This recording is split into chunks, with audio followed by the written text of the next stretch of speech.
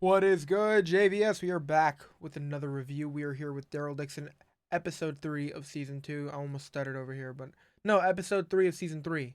Gee, see, I did stutter over here, but still, really, really excited to dive into this. Really excited to talk about it. I mean, so far, this has been interesting. Last episode was by no means perfect, wasn't amazing, but it was still fun. Um, the ofrendos, whatever. I'm gonna make sure I'm saying the right words and know what I'm saying. Ofrendas, excuse me. I don't know if like they're gonna be a main issue. I know they're gonna be an issue coming up, but the fact that we still haven't been introduced or we haven't seen that group from the first episode, the beast, whatever, the ones with the horns, whatever, like it worries me. Like I know it's gonna be really, really interesting either way, but it's like I really want to dive into that group. Like that seems like it's gonna be a fun episode. But for now, of course, we're focusing on uh this town that we ended up seeing. Well, you know what I'm talking about. But Roberto, he is just he is trying his best to get them out of there, doing what he can to find the resources to get out of there, and whether it's helping Daryl and then trying to fix the boat and then showing Daryl this new group of people, which very interesting group of people. I love the attitude that that woman was spewing. Don't got the names right, but for their the person that's fixing the ships, the captain, if you will, she is just she was very interesting off the rip. And then we see their group, and then we see her getting really friendly with their group. Um, that was fun. That was fun. I really want to see more of her character because that was kind of fun. Um, Federico, of course, doing everything he can to find the people that, or not only the people, but just find the bodies that are missing. And we see the group just like bang into his office and just say flat out like we're missing people, and then on top of that, more people are missing from the celebration that we were supposed to be having. And he's a smart man because immediately he's connecting two and two, and he's like, oh yeah, you're talking about some men that are missing the day that Justina was saved, and he's kind of putting two and two together, and we're seeing kind of how smart he is, but at the same time he's trying his best. Like he doesn't seem like a bad dude. He's just doing what he needs to do to keep his village moving, and we saw that with him kind of talking about the Americans as well. Like he was just like, all right, the sooner they get out of here, the better. Like he's not trying to throw them under the bus, but obviously it's, he has to do what he has to do. So I feel like the closer we get to things and the crazier stuff that Daryl and Carol do, it's gonna end up putting us in a deeper hole, and it's not gonna end well. Daryl and Carol, of course, being stars as always. I know I was complaining about them being separated and that being annoying. And although in this episode they were, pretty much they were just, separated the entirety of it, it was still pretty cool. Like because it's like not just knowing that okay, next episode we're fine, we're gonna get them interacting. Whereas when they are isolated because they're trying to find each other, it's like okay, they could find each other in the next episode, or they could find each other in 5 episodes from now, and we just don't know. So it's um, just having episodes where they're kind of doing their own thing. It doesn't bother me, and I know I was kind of bitching about that a lot, and I know that was something that a lot of people have mentioned. A lot of people have put their thoughts out there and have said like, "Hey, I don't like that we have to build up to another reunion." Like that feels like a lot of what The Walking Dead is sometimes, and I can understand that getting really tiring. So to have them, just kind of on their own little adventures, totally fine. Um, Kind of like the whole shtick with Maggie and Negan in a sense, but in Dead City. But at the same time, it's not like I'm always begging for their reunion, so it's not necessarily the same thing. But the difference with this, it's like we know the bond and then the what they've built between Carol and Daryl, so that's always a plus for me. Um, of course, Carol's dealing with the stuff here with trying to take what they need to take, so when they get out of here, they have stuff. Whereas Daryl's just trying to fix up the boat with Roberto. Um, really interesting to see the walkers coming out of the walker. The way that they kind of highlighted that was it's always cool.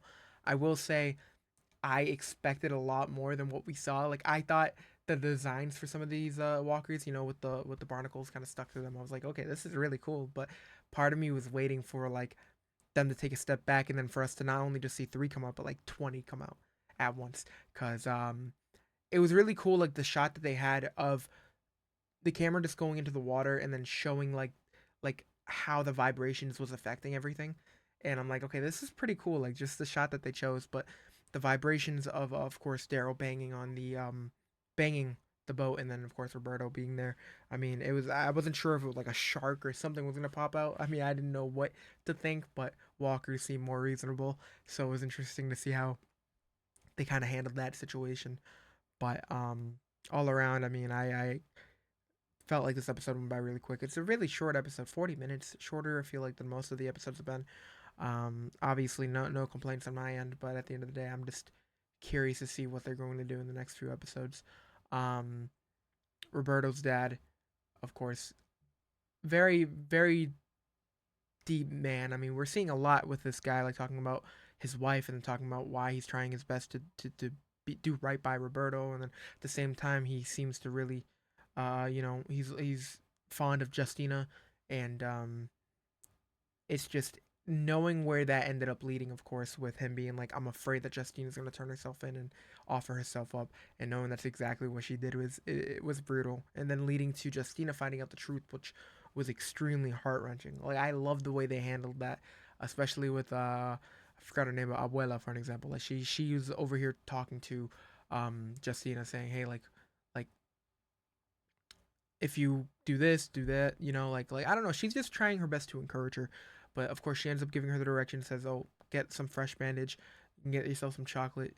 Told her where the key, told her where everything was, and for her to open it up, and for us to immediately see all the different ribbons and all that stuff with Justina's name on it, I'm just like, oh no, like this is exactly what some people were predicting. And in my live stream, I mean, this is something that we were talking about, and to know that that's exactly what's what ended up happening. Like he's been protecting her this entire time, and he just feels responsible, and at the same time now Justina feels extremely responsible with everything that's happening. I mean, she's like, hey, like I don't have parents, I'm not as close to my parent, obviously, because I don't have any, and Elba and her mom are just like this, and if they get separated, like who knows what's gonna happen. Like she's just thinking of all these things, and knowing that like she feels responsible is just a clear reason on her turning herself in. And at the same time, I'm like, okay, maybe she won't do it. And then as soon as Federico, not Federico, but as soon as Roberto's dad ended up saying something, I'm like, okay, like okay, maybe she's going to do it. And then of course, we see her in the car, and I'm just like, ugh, this is a wreck. But yeah, man. I mean, I think that this was a solid episode. Like I said, very fast. I'm looking forward to seeing how the next episode kind of plays out, considering it's kind of like the break, the half and half point. So it's, we're almost halfway done with the show, which is honestly crazy to say, but it's gonna be interesting to see how they do in fact handle this. Let me know what you guys are thinking, because I know there's gonna be kind of a whole kind of like conversation behind if she should have turned herself in, or if she should have just let Alba be the one who was responsible for it. And there's gonna be a lot of questions on how Daryl is, because Daryl's been acting crazy in the season. Whether it's been like him talking about like just stealing people's stuff and sticking them up, and just doing all these things that's just like, it's just typical apocalypse behavior. But we look at our characters as heroes in a sense, or some of us sometimes do. So it's like to see them doing this, it feels in character, but at the same time, I'm like, dude, like I want to be better than this. But at the same time, it is fun to see like the characters we're rooting for having to do what they have to do to survive. And that's definitely a crazy thing when it comes to this show. So I love having the conversations about that. But excited to hear what you guys have to say. I mean, again, good start.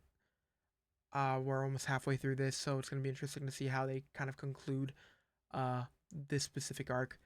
Um, Loved how Roberto, was trying to stand on business and was like flat out like, hey, like if I'm gonna go with you, we gotta get our my bargain straight. Like we gotta get our deal. Like I need to make sure you know what the what's going on and what's gonna happen. And the ship captain even was like, okay, like in order for me to help you, you gotta take him to America. Like it was just really cool. Like I just love them kind of like sticking up and doing things for each other. But ultimately, I'm curious to see how this is gonna play out. I'm extremely excited. But it should be interesting. For now, thank you guys. Hope you guys are doing well. Make sure you guys are showing love to all of our platforms. Of course, JVS, TikTok, Instagram, and of course subscribing over here, liking, doing what you can, helping us out. We have a lot of reviews coming out, a lot of reviews, so stay tuned. But at the same time, we're covering a whole bunch of other shows, so know that we're going to be dropping a lot of honest reviews over here on this channel. On top of that, if you guys are into a more interactive experience, of course you can comment down below here, and we love talking to you guys. But of course, over on my channel, we're going to be going live talking about the episode. And if you're into that, check it out. You guys can ask questions in the live chat, and we'll answer them. Should be awesome. And of course, reactions will be over on my channel as well. So if that's what you're into, come on over. But for now, thank you guys. We appreciate you guys coming over and taking the time to watch these videos. It's always great. So make sure you're liking, commenting, doing what you can to help us out. Of course, that one like does go a long way. So we'd appreciate it. And we look forward to checking out the next coming episodes. We have reviews coming out for Gen V, more reviews for Peacemaker, and some other stuff that we'll be talking about soon. So stay tuned, keep an ear out, and peace out, guys.